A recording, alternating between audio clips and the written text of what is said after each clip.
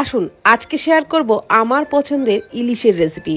তো ইলিশ মাছের মধ্যে প্রথমেই পরিমাণ মতো লবণ, হলুদ গুঁড়ো, একটু ঝাল লঙ্কার গুঁড়ো আর দিয়ে দিলাম অল্প পরিমাণে সর্ষের তেল। সমস্ত কিছু খুব ভালো করে মাখিয়ে 5 মিনিট রেখে দেব।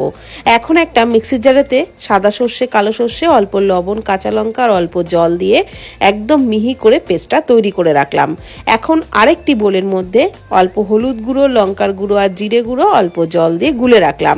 এদিকে ওই সর্ষের পেস্টটাকে একটা ছাঁকনিতে কিন্তু ছেঁকে নিলাম আর চিবড়াটাকে ফেলে দিলাম। এইবার কড়াইয়ে সর্ষের তেলের মধ্যে দিয়ে দিলাম একটু কালো জিরে আর চেরা কাঁচা লঙ্কা। এগুলোকে একটু ভেজে নিয়েই দিয়ে দিলাম গুলে রাখা মশলাটা একটু ভেজে নিলাম।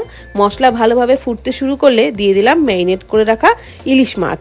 আর সব মাছগুলোকে দিয়ে একটু উল্টে পাল্টে দুটো পাশই মশলার সাথে ভেজে নিলাম। তারপর সর্ষে গোলা জলটা দিয়ে দিচ্ছি।